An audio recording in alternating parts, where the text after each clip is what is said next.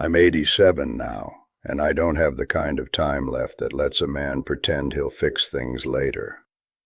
That idea, later, it stays with you longer than it should. I married for love when I was 26. I remember it clearly because I believed, with a kind of quiet certainty, that I was doing the right thing. Everyone said I was lucky. I thought so too. Her name was Sima. She laughed easily.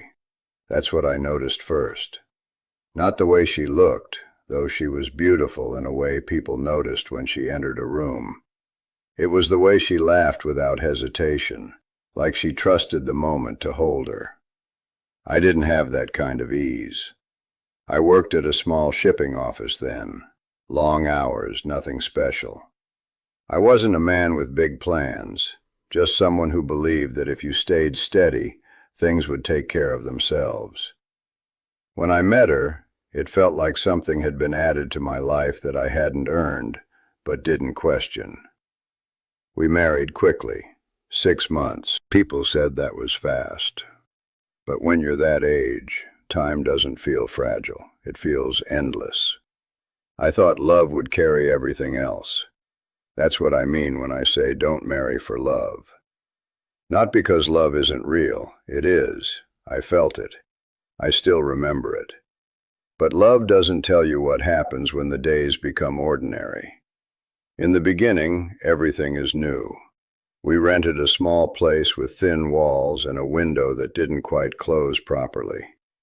The wind would come in during winter and we'd argue about whose turn it was to fix it, and then we'd forget the argument halfway through. She used to make tea in the evenings, even if we were both tired. It became a small ritual. I would sit at the table. She would move around the kitchen, humming something I never recognized. Those were good days. I don't deny that. But good days don't tell you what kind of life you're building. After a year, things settled. Not badly, just quietly. I got a promotion, more responsibility, longer hours. I told myself it was temporary, that it was for us. She didn't complain at first. She waited. That's something I didn't understand back then. Waiting isn't silence. It's something else, something heavier. She started asking small questions. What time will you be home? Can we go visit my parents this weekend? Do you think we could take a few days off next month? I always had reasonable answers. Work is busy. Maybe next week. Let's see. None of it sounded cruel. None of it felt like neglect. That's how it happens. Not through something obvious. Not through a single mistake you can point to and say, that was it. It's a slow turning. Like a door that doesn't slam, just keeps drifting shut. We had a son 3 years later. I remember holding him in the hospital. I remember thinking, this is what life is supposed to feel like. Full. Certain. But even then, something had already started shifting. Responsibility grew. Expenses. Expectations. I worked more. I told myself I was doing what a man should do. Providing, securing, planning. Sima stayed home with the baby. She became quieter. Not unhappy, not exactly. Just less visible. I noticed it, but I didn't sit with it. I thought these things happened in every marriage, that it would pass. Love was still there, I assumed. It just didn't need to be talked about. We stopped having long conversations. Meals became shorter, more practical. Evenings passed with small updates instead of real talk. How was your day? Fine. And yours? Busy. That was enough. Or at least I told myself it was. Years went by like that. Our son grew. School, then college. We moved to a better house. I earned more. People respected me. From the outside, everything looked correct. I remember one evening. This comes back to me often now. She had set the table. It was nothing special. Lentils, rice, a small plate of vegetables. I came home late. Later than usual. She didn't say anything, just reheated the food. We sat down. I started eating. She asked, "Do you remember what today is?" I didn't. I thought for a moment, then shook my head. She nodded, like she expected that. "It's our anniversary," she said. Not angry, not accusing, just stating it. I said sorry. I meant it in that moment. But then I kept eating. That's the part that stays with me. I didn't stop. I didn't look at her properly. I didn't ask anything else. I just kept eating. Because in my mind it wasn't a big thing. We could celebrate later. Later. That word again. I don't remember when we stopped touching each other casually. It wasn't a decision. It just faded. Like something you forget to water. We didn't fight much. People think that means a marriage is strong. Sometimes it just means both people have stopped trying to change anything. By the time I was in my 50s, we were living parallel lives. Respectful, polite, but separate. We knew each other's routines, but not each other. Love was still there, maybe. But it had no structure to live in, no habits, no shared attention. Just a memory of what it used to be. That's the part no one tells you. Love doesn't organize your life. It doesn't decide how you spend your time or what you prioritize, or whether you turn toward someone when they speak. It doesn't insist on being maintained. It just assumes you will. And if you don't, it doesn't shout. It disappears quietly. Sima got sick when she was 68. It started small, fatigue, a cough that didn't go away. We thought it was nothing serious. We always think that. Doctors, tests, waiting. Then the word came, cancer. I remember sitting in that room, hearing it. I remember looking at her, expecting something, I don't know what. Fear, maybe. But she was calm. That's what unsettled me, too calm. The treatments were long, difficult. I tried to be present then, I really did. I went to appointments.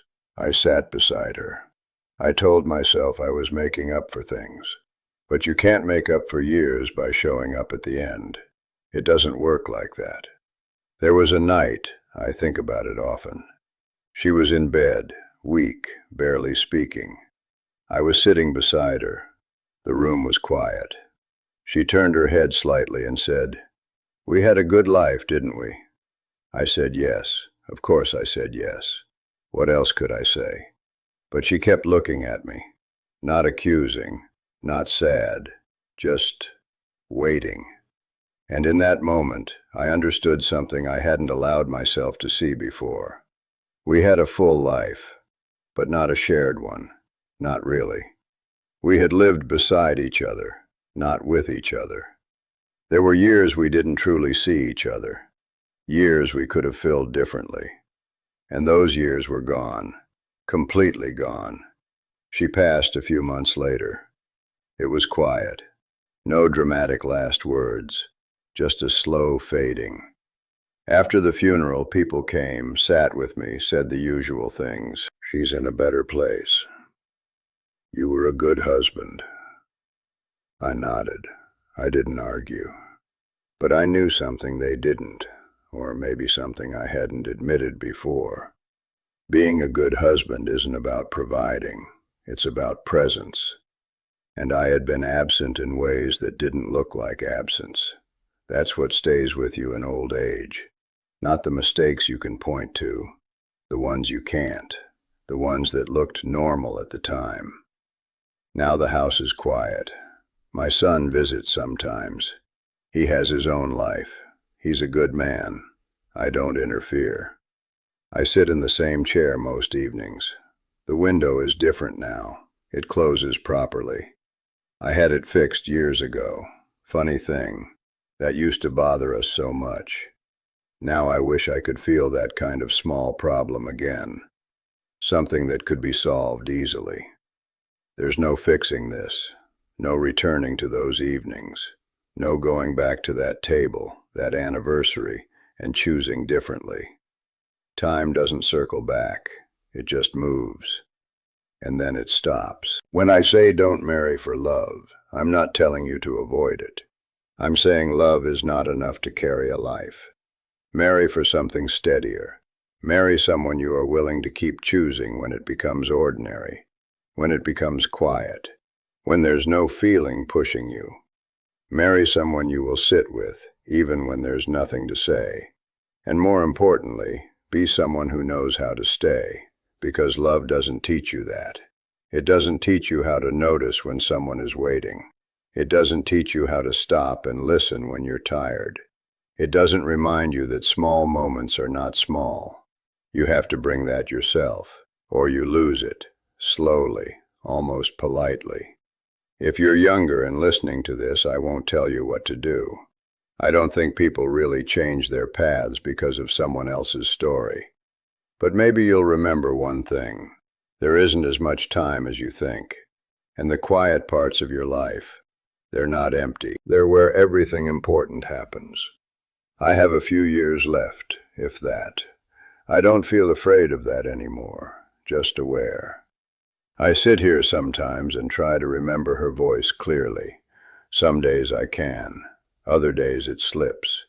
That's another kind of loss no one prepares you for. Even memories don't stay whole, they fade too. So I hold what I can. The sound of her laughter, the way she stood at the stove slightly leaning to one side, the way she asked simple questions hoping for more than simple answers. I wish I had given her those answers. Not now. Then. But that time has passed. And that's the part you don't get back. Ever.